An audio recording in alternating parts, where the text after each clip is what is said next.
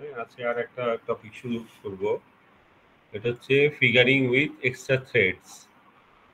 ঠিক আছে, যে ফিগারিং উইথ এক্সট্রা থ্রেডস যে আমরা এই তোমার এটার উদাহরণ বেশি পাওয়া যায়, যেমন তোমার বিভিন্ন ধরনের শাড়ি আছে, হ্যাঁ, যে তোমার যেমন ইয়ে আছে কি বলে জামদানি, হ্যাঁ, ওই টাইপের শাড়িগুলাতে এরকম মানে যেই ডিজাইনগুলা দেখা যায়, যে ফিগারগুলা দেখা যায়, ওগুলি এই ফিগারিং উইথ এক্সট্রা থ্রেডস এই প্রিন্সিপালে তৈরি, বুঝছো?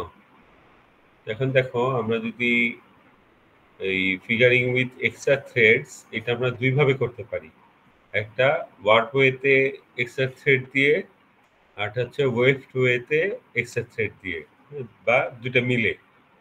হ্যাঁ, যে আমরা যদি এখন এখানে দেখি, এই যে এই যে তোমার ডায়মন্ড ডিজাইনটা আছে, হ্যাঁ, দুইটা এরকম এই টাইপের ডিজাইন যদি আমরা এই ফ্যাব্রিকে উঠাইতে চাই এক্সট্রা থ্রেড দিয়ে, হ্যাঁ, এখানে দেখো আমাদের এখানে রিপিট আছে 16/16, হ্যাঁ, 16টা ওয়ার্ড, 16টা ওয়েভ। হ্যাঁ, এখন আমরা এই ডিজাইনটা আমরা এক্সট্রা থ্রেড দিয়ে আমরা ফ্যাব্রিকে উঠাবো। হ্যাঁ, যে এটার কারণ আছে কিছু, যে আমরা আচ্ছা ওইটা না হয় পরে আসি, যে আমরা এখানে 16/16 যে ডিজাইনটা আছে এটা আমরা ফ্যাব্রিকে উঠাবো। আমরা যদি ওয়ার্ড ওয়েতে এক্সট্রা থ্রেড নেই, হ্যাঁ, তাহলে দেখো আমি একটু দেখাই তোমাদের যে এরকম ডিজাইন হবে। হ্যাঁ, এটা কিভাবে আসলো আমরা একটু দেখি এক্সেল শিটে যে কিভাবে করব আমরা। দেখো এই যে আমরা এই ডিজাইনটা নিলাম, এখানে আমরা 1 থেকে 16 এদিকে আর 1 থেকে 16 এদিকে ওয়েস্টের দিকে।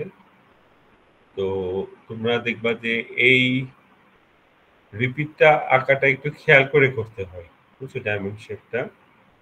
ধরুন আমরা যদি দেখি এখানে তোমার সব থেকে লংগেস্ট ফ্লোর যেটা আছে এখানে 1 2 3 4 5 6 7 8 9, আর এখানে 10টা আমরা উপরে নিচ্ছি, হ্যাঁ, রিপিটের এদিকে, আবার এইদিকে আমরা 10টা। ঠিক আছে, এইভাবে দুইটা ওয়ার্পের ফ্লোর দিচ্ছি। আর তার পাশে কি আমরা দুই দিক থেকেই মানে একটা করে ফ্লোট কমাইছি। ঠিক আছে, এই পাশে একটা ফ্লোট কমানো মানে এখানে যদি ধরি তাহলে দুই পাশে দুইটা, আর এখানে আমরা দুইটা ফ্লোট কমাইছি, মানে আমার এখানে মাঝখানে আছে 10টা ফ্লোট। হ্যাঁ, আর তারপরে হয়ে গেছে এখানে 8টা, দুই পাশে 8টা ফ্লোর, তারপর কত তোমার 6টা। ঠিক আছে, এইভাবে 6টা করে, আবার তারপর আছে 4টা ফ্লোর, তারপর এখানে 2টা, আর এই পাশের যে 4টা আছে এর পাশের যে দুইটা ফ্লোর করবো আমরা, এটা এই পাশে নিয়ে গেছি, হ্যাঁ, যে এটা আমার রিপিটের কারণে। আর এই একই তোমার ডায়মন্ড আমরা এই পাশে আসছি, এই যে এই পাশে, সেখানে পুরাটাই আঁকা হয়েছে। এখন এই ডিজাইনটা আমরা যদি এক্সট্রা ওয়ার্ক দিয়ে করি, হ্যাঁ, এক্সট্রা থ্রেড ওয়ার্কের দিকে, তাহলে দেখো আমরা কি করবো, এখানে আছে আমার 16/16, হ্যাঁ, তাহলে আমরা ওয়ার্পের দিকে যদি এক্সট্রা থ্রেড নেই তাহলে আমার ওয়ার্পের দিকে দিতে হবে 32। ঠিক আছে, যে একটা এক্সট্রা থ্রেড একটা গ্রাউন্ড, একটা এক্সট্রা থ্রেড একটা গ্রাউন্ড, এইভাবে যদি নেই তাহলে আমার ওয়ার্পের দিকে হবে 32।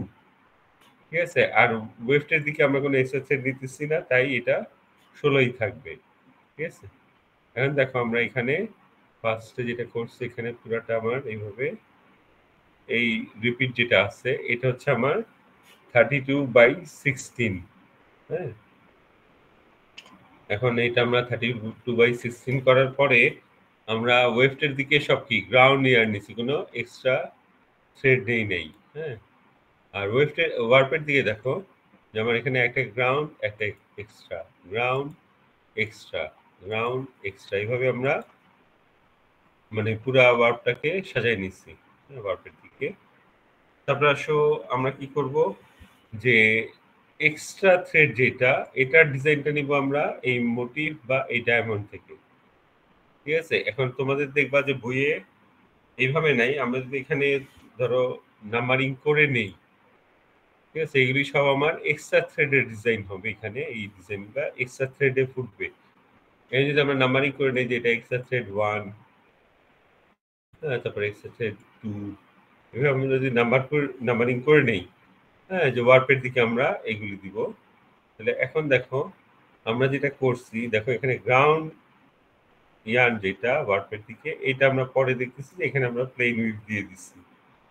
ঠিক আছে, এবার আসো এক্সট্রা থ্রেডের ব্যাপারটা কি, এই যে এক্সট্রা থ্রেড যেটা এখানে আমরা, এটা আমার এক্সট্রা থ্রেড 1, হ্যাঁ, তাহলে আমার এখানে এক্সট্রা থ্রেড 1 এর ডিজাইনটা এখানে বসাই দিব।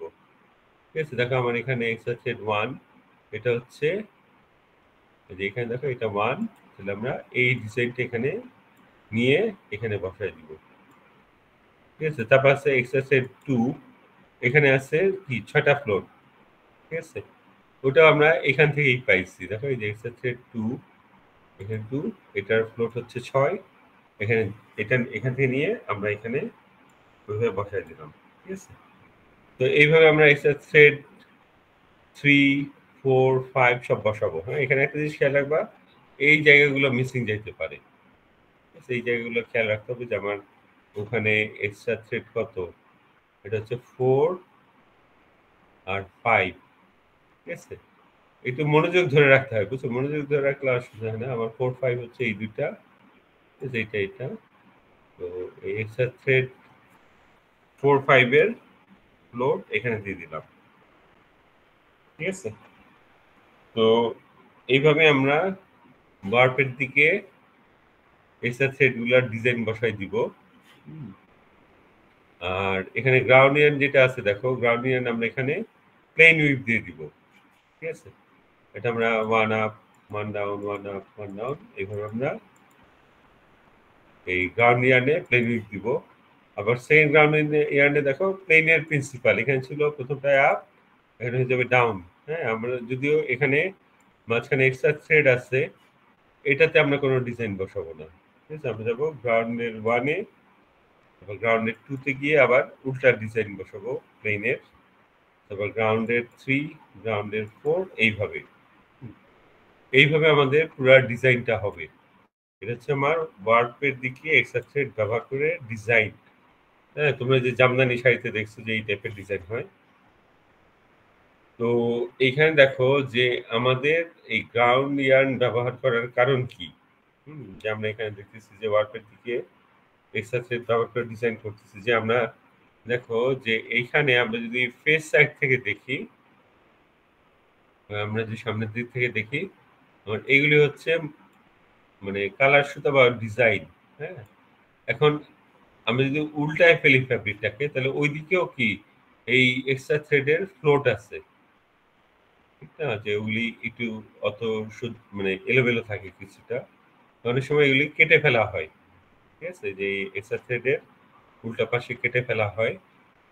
তো তখন দেখো যে এরকম কাটা হইলে বা বাদ দিয়ে দেওয়া হলে, তখন এগুলি কি এই এই গ্রাউন্ড ওয়েব দিয়ে এগুলি বাইন্ডিং করা থাকে। ঠিক আছে, তার ফলে আমরা মানে ফেব্রিকটা স্ট্রেংথ ঠিক থাকে, যে ফেব্রিকটা ব্যবহার উপযোগী। তো এভাবে আমরা ওয়ার্পে এক্সট্রা থ্রেড ব্যবহার করবো। কিন্তু তোমাদের একটু বলি যে এই এই এক্সট্রা থ্রেড ডিজাইন গুলো একটু প্র্যাকটিস না করলে কিন্তু তোমার মানে অত সহজে পারবা না, বুঝছো, পরীক্ষার হলে অনেক, যে এখানে দেখো যে বিশেষ করে যে মোটিভ যেটা আছে বা ডায়মন্ড শেপ যেটা আছে, এটা দেখো এখানে কিন্তু একটা যদি আঁকতে হইতো অত ঝামেলা থাকতো না। এটার সাথে আবার এখানে আমার আরেকটা ডায়মন্ড শেপ আছে। তোমরা এগুলি নিজেরা প্র্যাকটিস করো, তাহলে বুঝতে পারবা যে কিভাবে তুমি এটা সুন্দরভাবে আঁকবা। হ্যাঁ, আবার এইখানে এত বড় ডিজাইন, হ্যাঁ, 32/16, এটা ধৈর্য ধরে তোমার নিখুঁতভাবে আঁকতে হবে, বুঝছো। হ্যাঁ, যে এই এখানে আসলে মানে কি, যে মাথা খাটানোর থেকে অনেক ক্ষেত্রে তোমার মনোযোগটা বেশি লাগবে এই ডিজাইন গুলা করতে, বুঝছো। যে একইভাবে যে আমরা যে এইভাবে 16টা এক্সট্রা এন্ডের ডিজাইন এখানে বসাইলে আর গ্রাউন্ড ইয়ার্নের ডিজাইন এই প্লেন উইথ বসাইলে আমার এখানে ডিজাইনটা কমপ্লিট হয়। ঠিক আছে, আর এরপরে দেখো আমরা যদি ওয়েভ ওয়েতে এক্সট্রা থ্রেড ব্যবহার করতে চাই, হ্যাঁ, যে আমরা এখানে এই যে এই এটা এমন শেপ আছে। আর আমরা যদি ওয়েফটের দিকে করতে চাই, এটা আছে ইয়েটা 16x16, তাহলে ওয়েফটের দিকে এই যদি ডিজাইন করতে চাই, তাহলে ওয়ার্পের দিকে 16ই থাকবে, ওয়েফটের দিকে দ্বিগুণ হয়ে যাবে 32। ঠিক আছে, তাহলে আমরা এই রিপিট আঁকবো 16/32। ঠিক আছে, তাহলে এই দেখো আমার, আচ্ছা আমি একটু ছোট করি, এই যে না তাও তো আটে না, দাঁড়া আর একটু ছোট করি। এই যে এখানে আমার ওয়েফটের দিকে আছে 32, মানে 32টা ওয়েফট আর 32টা ওয়ার্ড, সরি 16টা ওয়ার্ড। হ্যাঁ, যে এখন আমরা যদি আগের মতোই ডিজাইন করব আমরা, যে এখানে তোমার এই যে মার্ক করে নিব এখানে গ্রাউন্ড ওয়েফটের দিকে, হ্যাঁ গ্রাউন্ড এক্সট্রা এইভাবে। ঠিক আছে, তখন আমরা দেখছিলাম ওয়ার্পের দিকে, এবার আমরা এই ওয়েফটের দিকে হিসাব করব। ঠিক আছে, 1 নাম্বার এটা এক্সট্রা ওয়েফট, এটা আমার এখানে যাই, এই যে আমার এটা হচ্ছে 1 নাম্বার এক্সট্রা ওয়েফট। ঠিক আছে, তাহলে আমরা, তোমরা ইয়ে করার জন্য দেখো এরকম বইয়ে এখানে যেমন এখানে মার্কিং করে নিতে পারো। ঠিক আছে, এখানে সাইডে নাম্বারিং করে নিলে, তারপর তোমার এইদিকে যদি সাইডে নাম্বারিং করে নাও এক্সট্রা ইয়ানগুলা, তাহলে দেখবা একটু তাড়াতাড়ি হয়, বুঝছো, নাহলে মনোযোগ মানে ভুল হওয়ার সম্ভাবনা বেশি। তো তারপরে দেখো এখানে আমরা এক্সট্রা ওয়েফটের ডিজাইন বসাইলাম, আবার তারপর এক্সট্রা ওয়েভ 2 এর ডিজাইন বসালাম, ওখান থেকে এনে এনে আগের মতোই, হ্যাঁ ওয়ার্পের দিকে দেখছিলাম, এবার ওয়েভটের দিকে দেখবো 1 2 3 4 5 6, হ্যাঁ 2 2 আছে 6টা, তাহলে আমরা এখানেও এই এক্সট্রা ওয়েভ 2 এ আমরা 6টা ফ্লোট বসাবো। হ্যাঁ, এইভাবে ডিজাইনটা কমপ্লিট করব। তবে এক্সট্রা ওয়েভটে দেখবা ডিজাইন করতে এই যেটা আছে যে আমরা আবার গ্রাউন্ড এন্ডে আমরা প্লেন উইভ বসাবো। ঠিক আছে, এখন দেখো যে আমরা এই ওয়ার্পে সবগুলাই হচ্ছে গ্রাউন্ড ওয়ার্প। এখন আমরা 1 নাম্বার গ্রাউন্ড ওয়ার্পে কি ফ্লোট দিলাম, মানে এটা আপ। তবে দেখো যে আমি যদি প্লেন উইভের প্রিন্সিপাল ফলো করতে চাই, তাহলে গ্রাউন্ড ওয়ার্প এই কি বলে গ্রাউন্ড ওয়ার্প 1টা এখানে এসে ডাউন হয়ে যাবে। ঠিক আছে, আমরা কিন্তু এখানে এক্সট্রা ওয়েভটা নাই এরকম হিসাব করবো। হ্যাঁ, আমরা এখানে প্লেন উইভ বসাবো গ্রাউন্ড ওয়ার্পে, এখানে আপ, দ্বিতীয় ওয়েভটা এটা ডাউন, আবার তৃতীয় ওয়েভটে গিয়ে এটা আপ। হ্যাঁ, এইভাবে আমরা প্লেন উইভটা বসাবো। তো এইভাবে তোমরা যদি প্রত্যেকটা আলাদাভাবে বসাতে যাও, হ্যাঁ তারপর দেখো তার পাশের সুতাটা এখানে এই যে গ্রাউন্ড ওয়ার্প 2, এটাতে আমার আগেরটার উল্টা উইভ ফলো করা হয়েছে।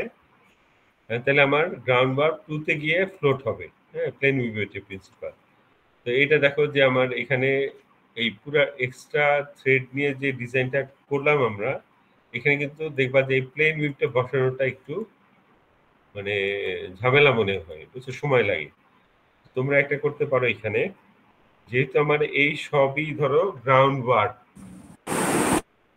সবই হচ্ছে গ্রাউন্ড ওয়ার্ড, হ্যাঁ এখানে আমরা দেখো যে আমরা যদি সব গ্রাউন্ড ওয়ার্ড নেই, সবই গ্রাউন্ড ওয়ার্ড। হ্যাঁ, এখন দেখো যে আমার গ্রাউন্ড ওয়ার্ডে কি আমরা প্লেন উইভ বসাবো। ঠিক আছে, এখন দেখো আমরা যেটা করতে পারি যে এই 1 নাম্বার গ্রাউন্ড ওয়েভটে, হ্যাঁ একটা পরপর যদি আমরা ফ্লোট দেই, তাহলে আমার এখানে প্লেন উইভের ফার্স্ট ওয়েভটের কাজ হলো। তারপর গ্রাউন্ড ওয়েভ 2 তে গিয়ে উল্টাটা যদি দেই, দেখো এখানে আমরা যেখানে আপ ছিল এখানে ডাউন দিলাম, এখানে ডাউন ছিল এখানে আপ দিলাম, পাশের দিকে প্লেন উইভটা করতে থাকি তাহলে দেখবা তাড়াতাড়ি হবে, বুঝছো। আবার আমরা এখানে গ্রাউন্ড ওয়ার্প 1 এরটা গ্রাউন্ড ওয়ার্প 3 তে করে ফেলবো। হ্যাঁ, তুমি যদি এইদিকে আগে আমরা যেভাবে প্লেন উইভ করছি ওইভাবে এখানে করতে যাই, দেখবা যে অনেক সময় লাগে, বুঝছো। এইভাবে করে দেখবা যে তাড়াতাড়ি হবে। আর তোমাদের যে ডিজাইনগুলো পড়াইছি, হ্যাঁ যেমন ফ্যান্সি উইভ অনেকগুলো ছিল, তারপর ধরো কালার এন্ড উইভ এফেক্ট, সবগুলোতে দেখবো, যেমন তোমরা পার্ট এতে যেগুলি পড়তেছো, হ্যাঁ প্লেন উইভের ডেরিভেটিভ, হ্যাঁ তারপর তোমার টুইল, শাটিন, ওইগুলোতে একটা রুলে সবগুলা মোটামুটি পড়ে যায়। হ্যাঁ, যেগুলি ডেরিভেটিভ আছে ওগুলি একটু প্রিন্সিপালটা জানলে আঁকা যায়। কিন্তু এখানে তোমরা পার্ট বি তে যে ডিজাইনগুলা দেখতেছো অনেক কিছু একেকটা একেক নিয়মে হচ্ছে, হ্যাঁ? কোনো ক্ষেত্রে কিন্তু তোমার ডিজাইনটা খেয়াল রাখতে হবে। বুঝছো? যে এখানে আমি যেটা মানে তোমরা এই ডিজাইনগুলা দেখবা অনেক ক্ষেত্রেই মানে বেসিক প্রিন্সিপালটা জেনে ধৈর্য নিয়ে আঁকলে এটা হয়ে যায় মনে রেখে করলে, হ্যাঁ? আর যদি ধৈর্য না রাখতে পারো তাহলে ভুল হবে। আর আরেকটা জিনিস হচ্ছে যে এই বড় ডিজাইনগুলা করার সময়, হ্যাঁ? বড় ডিজাইনগুলা করার সময় মাঝে, মাঝে একটু ধরো ৩-৪ টা স্টেপ আঁকার পরে একবার করে চেক করে দেখবা যে ঠিক হচ্ছে কিনা। হ্যাঁ? যে ভুল কিছু হইলো কিনা। যদি ভুল হয়ে থাকে তখনই তুমি কারেক্ট করতে পারবা। কিন্তু পুরা ডিজাইন করার পরে যদি দেখো যে না ১ম এ একটা ভুল ছিল। ওই ভুলটার কারণে কি হবে যে তোমার বা পরের যতগুলা ডিজাইন যতটুকু আঁকলা পুরাটাই ভুল হয়ে যাচ্ছে। হ্যাঁ? তাই এগুলো একটু খেয়াল রাখবা। তো এখানে আমার যেটা মনে হয়েছে এই মোটিভটা আঁকার ক্ষেত্রে খেয়াল রাখতে হবে। হুম? আর এই বড় রিপিট ডিজাইন করার সময় খেয়াল রাখতে হবে, হ্যাঁ? ধৈর্য ধরে। তো এটা আমরা এখন লেকচার শিটে যাই।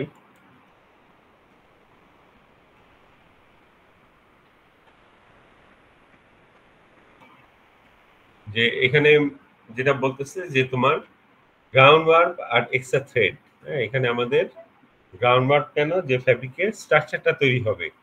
আর এক্সট্রা থ্রেড এটা কেন যে তোমার এই ডিজাইন তৈরি করার জন্য।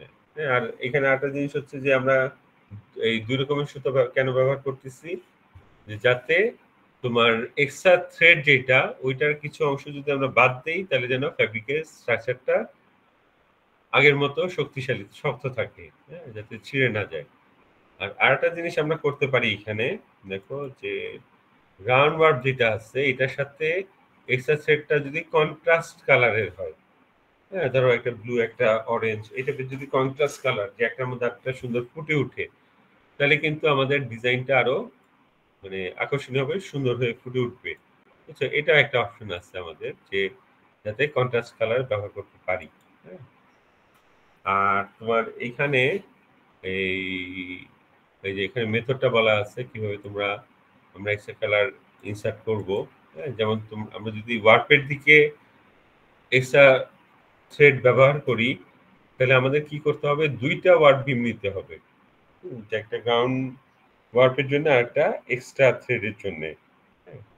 যে এখানে দেখো যে আমরা যদি ডিজাইনটা দেখি, ঠিক আছে? এই ডিজাইনটা যে ওয়ার্পে এক্সট্রা থ্রেড ব্যবহার করা হয়েছে। এখানে দেখো গ্রাউন্ড ওয়ার্পের যে ইন্টারলেসমেন্ট, এখানে গ্রাউন্ড ওয়ার্পের যে ইন্টারলেসমেন্ট এক্সট্রা থ্রেডের ইন্টারলেসমেন্ট ভিন্ন। তার ফলে কি হবে যে আমরা ২ টা বিম থেকে দিলে তাহলে মানে আমাদের যে মানে এটা দেওয়ার কারণ হচ্ছে যে আমার ২ টা থ্রেডের ২ রকম কনজাম্পশন হবে। বুঝছো? যে সুতা যদি একই বিমে রাখি তাহলে ওইটা আমাদের এলোমেলো হয়ে যাবে। হ্যাঁ? যে দেখা যাবে যে তোমার এক্সট্রা থ্রেডটা যেই পরিমাণ যাচ্ছে তোমার গ্রাউন্ড থ্রেডটা ওই পরিমাণ যাচ্ছে না। হ্যাঁ? একই বিমে থাকলে অসুবিধা। তাই এটাকে এই এক্সট্রা থ্রেড একটা বিমে আর তোমার গ্রাউন্ড ওয়ার্ককে আরেকটা বিমে দেওয়া হয়। হ্যাঁ? এটা একটা আছে। আর আরেকটা হচ্ছে দেখো যে আমাদের এই ওয়েস্টের দিকে যদি আমরা তোমার এক্সট্রা থ্রেড ব্যবহার করি, হ্যাঁ? ওয়েস্টের দিকে তাহলে এখন ওয়েস্টের দিকে এক্সট্রা থ্রেড আমরা কয়েকটা বেসিসে দিতে পারি যেমন 1 and 1 যেমন আমরা কি বলতে পারি যে একটা গ্রাউন্ড ওয়েভড আর একটা এক্সট্রা ওয়েভড, হ্যাঁ? এইভাবে একটার পর একটা, হ্যাঁ? যে আমরা যদি দেখি যে এটা আমরা ওয়ার্পের দিকে কি ২ টা বিম ইউজ করলে হচ্ছে আর ওয়েভড এর দিকে দেখো যে ওয়েভড এর দিকে আমার পিকিং এর মাধ্যমে আসতেছে, হ্যাঁ? পিকিং এর মাধ্যমে যে আমরা যদি এখানে দেখাই এই যে আমার এটা ধরো এক্সট্রা থ্রেড, ঠিক আছে? 1 and 1 এই আমার এক পাশ থেকে আরেক পাশে গেল আবার ব্যাক করলো। তারপরে আসে আমার এরকম তারপর আবার মানে এখানে যদি আমার এক সাইডে শাটল চেঞ্জিং মেকানিজম থাকে, ঠিক আছে? যে এটা তো বোঝাই যায় যে আমার এখানে এই যে তোমার ওয়েভটার বেলায় জিনিসটা কি যে আমরা যদি গ্রাউন্ড ওয়েভড আর এক্সট্রা থ্রেড ওয়েভটার দিকে ব্যবহার করতে চাই এটা সহজভাবে বুঝে যাবে যদি আমরা শাটেলটা চিন্তা করি। হ্যাঁ, যে শাটেলের ক্ষেত্রে কি যে গ্রাউন্ড যেই শাটেলে গ্রাউন্ড ইয়ার্ন থাকবে ওই শাটেলে তো আমার নিচে এক্সট্রা থ্রেড আমরা দিতে পারবো না। তাই গ্রাউন্ড ইয়ার্নের জন্য একটা শাটেল আর এক্সট্রা ইয়ার্নের জন্য আরেকটা শাটেল। হ্যাঁ, যে তোমরা এই মানে ফেব্রিক 1 পড়ছো ওইখানে পাইছো কিনা জানি না যে নরমালি অনেক মানে শাটেল লুমের ক্ষেত্রে এরকম শাটেল বক্স থাকে ২ টা এই পাশে। ঠিক আছে? আর এই পাশে একটা। এখন এই শাটেল বক্সটার লেভেলটা উঠানামা করানো যায়। এটার কিছু মেকানিজম আছে। যখন দেখো তোমরা পিকিং করছো, হ্যাঁ? পিকিং স্টিক, হ্যাঁ? যে এখানে পিকিংটা কে করে? পিকিং স্টিক বাড়ি দিয়ে শাটেলকে এক পাশ থেকে আরেক পাশে পাঠায়। এখন এখানে পিকিং স্টিক ধরো লেভেলটা আমার এইখানে, নিচের বক্সে, হ্যাঁ? তাহলে এখন পিকিং হবে কোত্থেকে? এই নিচের বক্স থেকে এখানে যাবে, এই বক্সে আবার পরের পিকিং এ এটা ফিরে আসবে। ঠিক আছে? এই নিচের বক্সে। তখন কি হবে? এই শাটেল বক্সের লেভেলটা নিচে নেমে আসবে। নামলে কি হবে? এই উপরের শাটেল বক্সে তখন পিকিং স্টিকের লেভেলে আসবে। ঠিক আছে? তখন কি হবে? পরের পিকে আবার এই শাটেল বক্স থেকে পিকিং হবে। পরের বার আবার ওখান থেকে এখানে ফিরে আসবে। ঠিক আছে? তাই আমার শাটেল চেঞ্জের মেকানিজম এক পাশে থাকলেই হচ্ছে। হ্যাঁ? তো এরকম যে আমার তাহলে শাটেল চেঞ্জ মেকানিজম থাকতে হবে। আর যদি মডার্ন লুম হয় তাহলে সিলেক্টর থাকতে হবে। তোমার মোটামুটি এই ৬ টার মতো কালার ব্যবহার করা যায়। ওখানে কোন থেকে তোমার সুতা পিকিং হয়, হ্যাঁ? যে সিলেক্টর থাকে ওটা কোনটা থেকে সুতা যাবে ওটা আগে থেকেই সিলেক্ট করে রাখা যায়। হ্যাঁ? যখন যেটা দরকার ওখান থেকে যায়। তারপর আসো তোমার 1 অ্যান্ড 2, হ্যাঁ? এই 1, 1, 1 অ্যান্ড 2, হ্যাঁ? এটা হচ্ছে তোমার মেইনলি আমার এই ফিগারিং আর গ্রাউন্ড সেটের রেশিও। হ্যাঁ? যে আমরা এখানে 1 অ্যান্ড 1 বলতে একটা ফিগারিং, একটা গ্রাউন্ড, আবার আরেকটা হতে পারে কি একটা ফিগারিং, ২ টা গ্রাউন্ড। হ্যাঁ? ওয়েভটা কি? মানে আমরা কি বুঝলাম যে একটা যাবে ফিগারিং থ্রেড আর ২ টা যাবে তোমার গ্রাউন্ড থ্রেড। হ্যাঁ? আবার আরেকটা হতে পারে 1 অ্যান্ড 3 এটসেট্রা। হ্যাঁ? যে আমরা যদি দেখো মানে এটা কম বেশি করব কেন? যে আমরা যেই ফিগারটা ফুটায় উঠাইতে চাই ওটা কতটুকু স্পষ্টভাবে ফুটায় উঠাইতে চাই। হ্যাঁ? যদি আমার 1 অ্যান্ড 1 হয় যে একটা গ্রাউন্ড একটা এক্সট্রা তাহলে আমার যত এক্সট্রা থ্রেড যত ঘন ঘন থাকবে আমার ফিগার তত স্পষ্টভাবে ফুটে উঠবে। আবার যদি আমি 1 অ্যান্ড 2 নেই তাহলে কি হচ্ছে যে ২ টা গ্রাউন্ড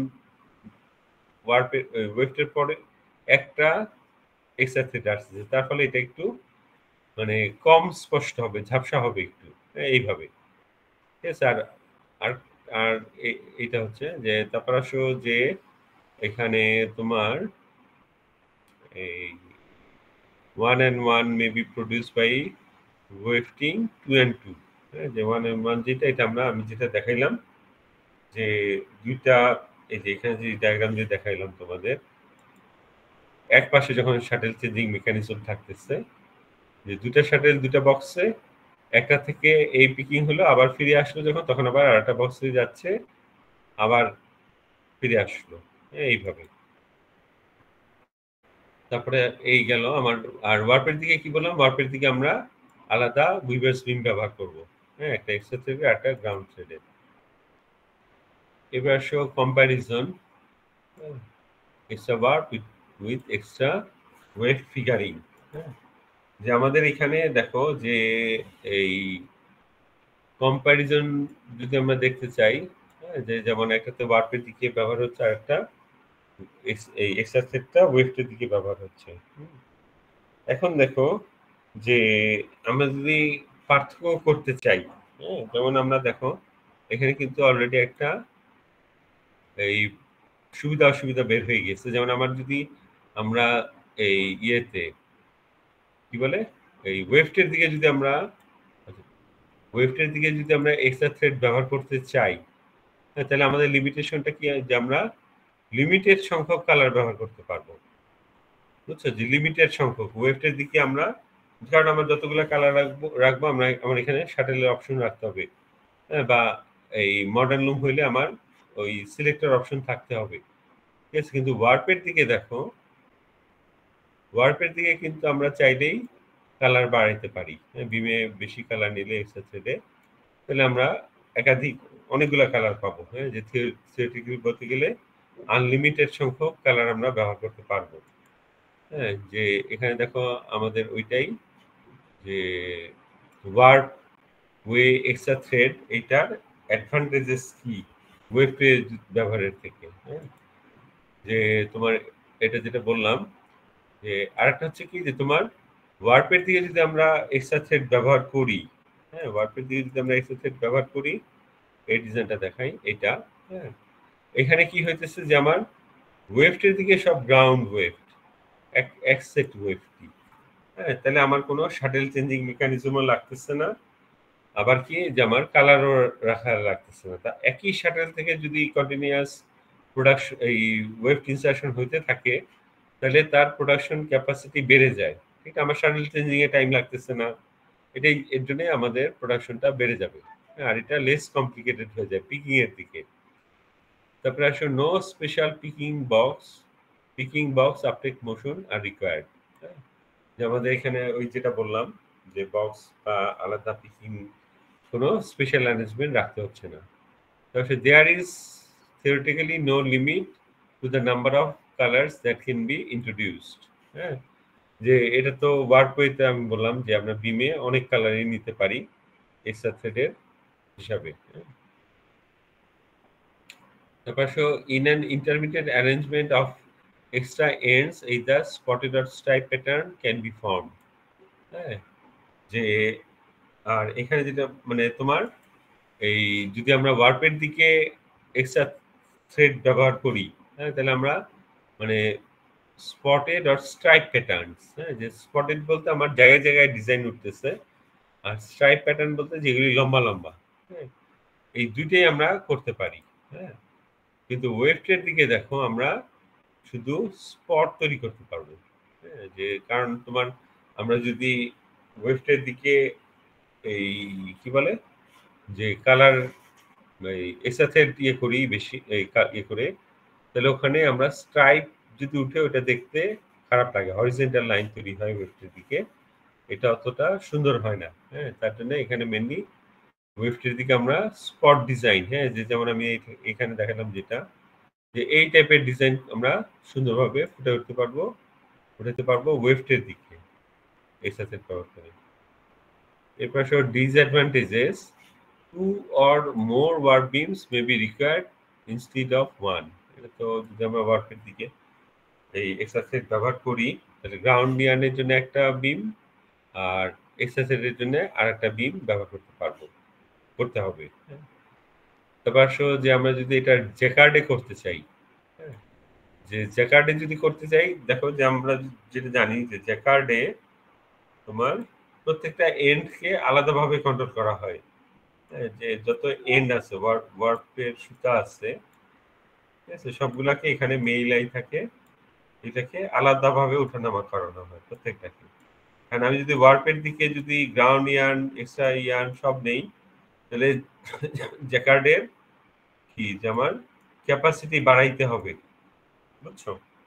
এটা একটা অসুবিধা। আবার একইভাবে এটা যদি আমরা ডবিতে করি, হ্যাঁ, তোমরা যদি ডবিতে দেখে থাকো যে পেক প্ল্যান, যেটা, হ্যাঁ, যে পেক প্ল্যান করে মানে তোমার হিল ফ্রেমের মধ্যে দিয়ে ফার্স্টে সুতাকে টানতে হবে, তারপর হিল ফ্রেম গুলার জন্য পেক প্ল্যান করতে হবে। হ্যাঁ, এখন যখন আমার ওয়ার্পের দিকে সুতা বেশি নিব, হ্যাঁ, এক্সট্রা ইয়ার্ন আর গ্রাউন্ড ইয়ার্ন, তখন কি হবে আমার এই জ্যাকার ডবি এগুলাতে আমার মনোযোগ বেশি লাগবে, জটিল হয়ে যাবে কিছুটা কাজগুলা, ঠিক আছে।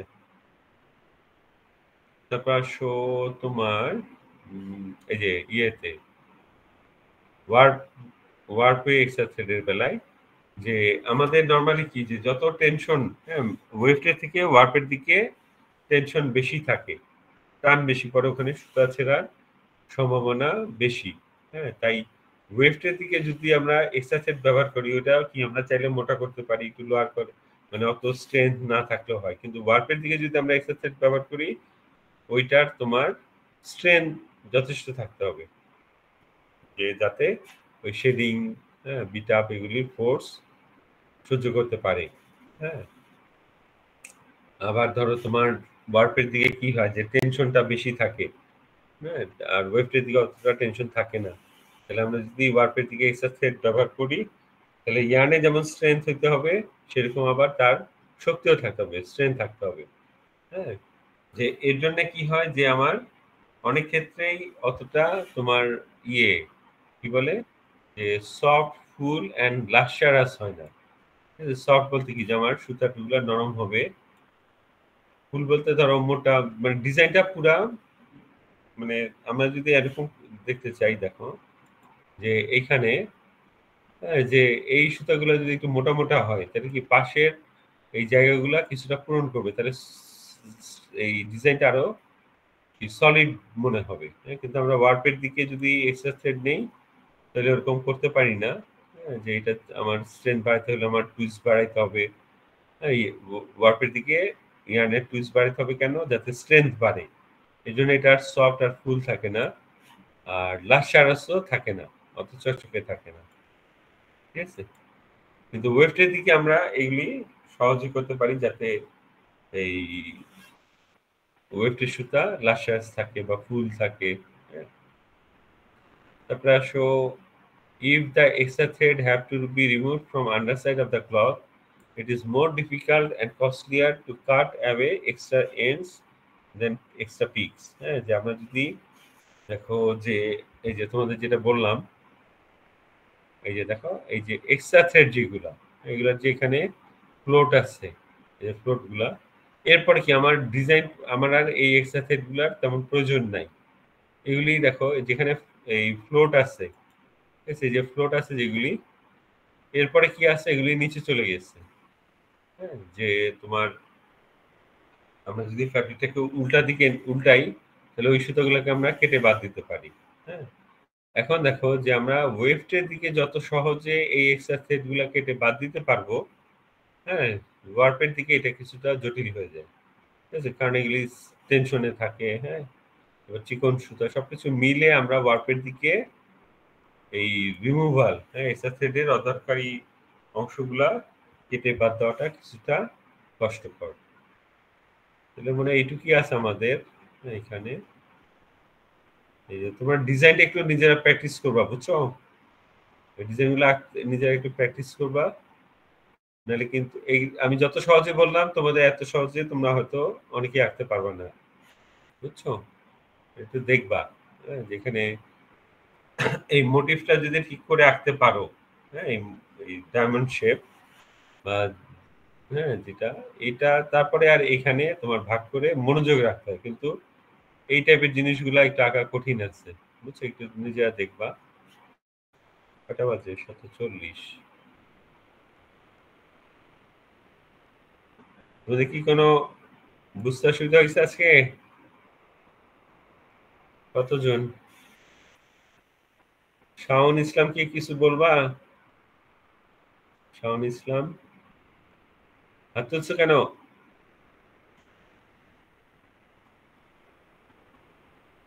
ও কি শুনতেই পাচ্ছে না?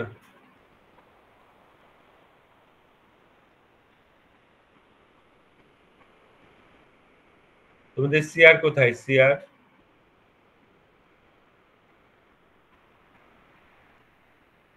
সিআর নাই এখানে? আসসালামু আলাইকুম স্যার।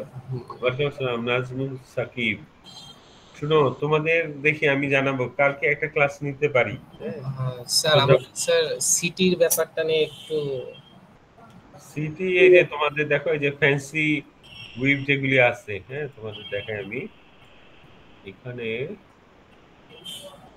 এই এই যে তোমরা দেখবা ফ্যান্সি ডিজাইন, হ্যাঁ, এই যে এখানে শুরু হয়েছে, আমি দেখাই, বেলা স্যারের বই দেখবা, আমি দেখাই তোমাদের। এই যে হুকা ব্যাক উইভ থেকে শুরু করছিলাম না, খেয়াল আছে ফ্যান্সি উইভটা, আর লাস্টে আছে স্পঞ্জ উইভ। হ্যাঁ, এই ফ্যান্সি উইভ চ্যাপ্টারটা তোমাদের সিটির সিলেবাস, বুঝতে গেছে? অনেকগুলো আছে কিন্তু দেখে একদম তোমরা ওই হুকা ব্যাক থেকে শুরু করে এই যে তোমার অর্ডিনারি হানিকম, এই হুকা ব্যাক, মকলেনো, অর্ডিনারি হানিকম, ব্রাইটন হানিকম, হ্যাঁ, তারপর ধরো আর কি ছিল, বেডফোর্ড ফোর্ট, পিকে, ঠিক আছে, অনেক কিছু ছিল কিন্তু তোমাদের ওই চ্যাপ্টারটা সিটির সিলেবাস, ঠিক আছে। স্যার আসসালামু আলাইকুম। স্যার সিটির সিলেবাস তো অনেক বড় হয়ে যায় তাহলে। এন্ড একটু প্র্যাকটিস করতে হবে তো, তোমাদের এগুলি তো পরীক্ষায় দিলে পারবা কিভাবে? পরীক্ষায় এখন যদি প্র্যাকটিস করো এগুলা, তাহলে দেখবা যে তোমার পরীক্ষার সময় লোড কমে যাবে, বুঝছো? নাহলে তোমাদের কি, তোমাদের সাথে আমার রবিবারে আর বৃহস্পতিবারে ক্লাস না, থিওরি ক্লাস। জি স্যার। তাহলে এই পরশুদিন যে রবিবার, ওই দিন তো হচ্ছে না, 25 স্যার তারিখ এই বৃহস্পতিবার। বৃহস্পতিবার কি নেবেন স্যার? হ্যাঁ হ্যাঁ, এই বৃহস্পতিবার স্যার? না বৃহস্পতিবার না, তারপরের রবিবার আমি ভাবতেছি। স্যার ওই দিন স্যার সিটি একটা অলরেডি আছে স্যার, মানে একসাথে বেশি। বুঝি নাই, জোরে বলো। স্যার ওই দিন স্যার একটা সিটি অলরেডি আছে স্যার, একসাথে বেশি সিটি হলো স্যার, তো মানে আমাদের জন্য একটু অসুবিধা হয়েছে স্যার। আমরা সময় আছে তো, তোমার এক সপ্তাহ বেশি সময় আছে, তোমরা প্রিপারেশন নিয়ে রাখো। কারণ আমার তো শিডিউল ক্লাসের বাইরে আমি নিব কিভাবে, আমার তো ক্লাসে ভর্তি, বুঝছো? এই তোমার নিটিং এর অনেকগুলা ক্লাস, হ্যাঁ আমার মানে স্যার আবার ওই ল্যাপটপ যদি সহ মানে থাকতে ওই হবে। আমাদের যে বৃহস্পতিবার স্যার মানে রুটিন ক্লাসটা আছে ওই দিন, ওই টাইমে নিলেও হয় স্যার। না বৃহস্পতিবার আমি নিতে পারলে তোমাদের কষ্ট দিতাম না, বুঝছো? বৃহস্পতিবার আমি নিতে পারতেছি না 25 তারিখে। আর তোমার পরের 25 তারিখ তো আবার একদম 2 তারিখ হয়ে যায় লাস্ট ডে ক্লাস, স্যার বুঝছো? অন্য যে কোনো দিন যদি লাঞ্চে পারতেন তাহলে জি একটু স্যার। সুবিধা হতো আমাদের জন্য। এখন তোমরা তাহলে সাজেস্ট করো টাইমটা।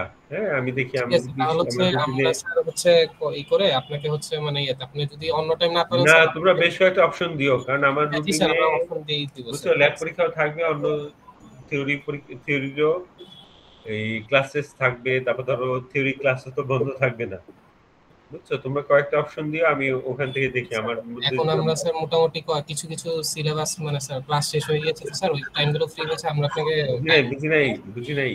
মানে স্যার আমাদের স্যার অনেকগুলো কোর্স এখন অলরেডি শেষ হয়ে গেছে, তো ফ্রি টাইমও স্যার মোটামুটি অনেকটুকু আছে, তো আপনাকে তোমরা আমরা তো স্যার ফ্রি, আমার তো ফ্রি নাই, বুঝছো না? আমার তো জি স্যার আরো আপনার যখন ক্লাস হচ্ছে স্যার আছে। ফ্রি আছেন ওইভাবে আমরা স্যার হচ্ছে ওই যে আপনার সাথে স্যার কথা বলে যে ইকরাম ও হচ্ছে আপনাকে স্যার মানে আমাদের ওই কয়েকটা অপশন দিবেনি স্যার, আপনি তখন একটু দেখে ওই টাইমটা ফিক্স করবেন তাহলে স্যার। না তোমরা তোমাদের সিআর কে বললো আমাকে কয়েকটা অপশন দিতে, ঠিক হ্যাঁ, আছে যে আমি দেখি, আর নাহলে আমি তোমাদের সাজেস্ট করব আমার রুটিন দেখে, বুঝছো? ঠিক আছে স্যার। রবিবারে তোমাদের কয়টা পরীক্ষা, ক্লাস টেস্ট? স্যার একটা আছে কিন্তু মানে একটু কঠিন সাবজেক্টটা তো স্যার, মানে ওইটার একটু পড়া বেশি স্যার, এই জন্য আর কি মানে কোন স্যার সাবজেক্ট বলো শুনি স্যার ওই একটু। যে অটোমেশন এন্ড কন্ট্রোলিং ইঞ্জিনিয়ারিং ওইটা। ও আচ্ছা আচ্ছা, ওটা কখন পরীক্ষা? স্যার টাইমটা স্যার এখনোই না, ওই দিন হবে স্যার বলছেন আর কি, মানে স্যার ক্লাস টাইমে হয়তো বা। হ্যাঁ স্যার টাইমটা একটু দেখা মানে ঠিক হয় না স্যার, ওটা বলতে হবে স্যার, মানে ওই দিন ডেটটা দিয়ে রাখছে আর কি স্যার, একটু দেখে আপনাকে বলতে হবে স্যার টাইমটা।